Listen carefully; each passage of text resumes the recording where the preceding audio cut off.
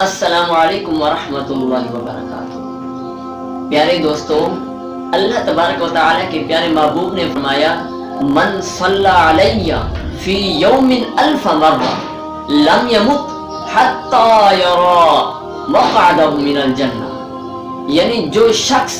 رسول اللہ صلی اللہ علیہ وسلم پر 1000 مرتبہ درود پڑھے گا تو اللہ تبارک و تعالیٰ اسے اس وقت تک موت نہیں دے گا جب تک وہ جنت میں اپنا محل نہ دیکھ لے، اور اللہ تبارک و تعالیٰ اسے اپنا خاص نور عطا فرمائے گا۔ آئیے ایک اور حدیث سماعت فرماتے ہیں کہ رسول اللہ صلی اللہ علیہ وسلم نے فرمایا، اکثر من الصلاة کل یوم الجمعہ فإنہ مشہود، یعنی جمعہ کے دن تم مجھ پر کثرت کے ساتھ درود پڑھا کرو کیونکہ یہ یوم مشہود کا دن ہے،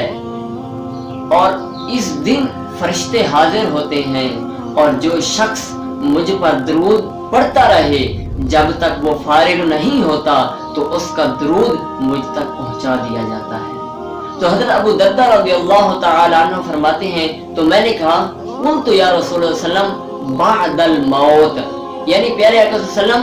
اگر آپ کا ظاہری وصال ہو جائے پھر کیا ہم درود پڑھ سکتے ہیں؟ تو رسول اللہ صلی اللہ علیہ وسلم نے فرمایا، اے ابو دردہ، مجھے اس ذات کی قسم جس کے قبضہ قدرت میں محمد کی جان ہے، اللہ تبارک و تعالی نے مٹی کو حرام قرار دے دیا کہ وہ کسی نبی کے جسم کو بھی چھوئے، بلکہ اللہ تبارک و تعالی قبر میں نبیوں کو رزق بھی دیتا ہے اور نبی وہاں زندہ بھی ہے۔ ابن ماجہ نے روایت کی کہ رسول اللہ صلی اللہ علیہ وسلم نے فرمایا، جو شخص مجھ پر سلام بھیجتا ہے تو اللہ تبارک و تعالی میری روح کو لوٹا دیتا ہے یہاں تک کہ میں اس کے سلام کا جواب دوں۔ سامعین عظیم محتشم، اس حدیث کا ترجمہ ایک شاعر نے کیا ہی خوب انداز میں کیا۔ اس نے کہا،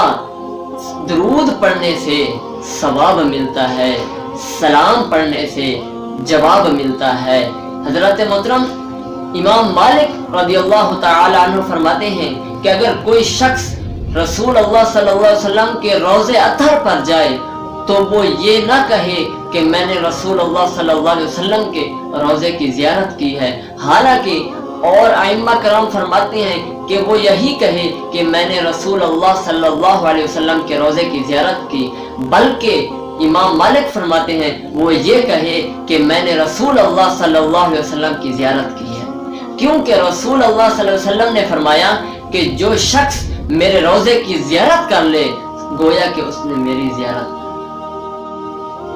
اگلی ویڈیو تک ہمارے ساتھ جڑے رہیے۔ وعلیکم السلام ورحمۃ اللہ وبرکاتہ۔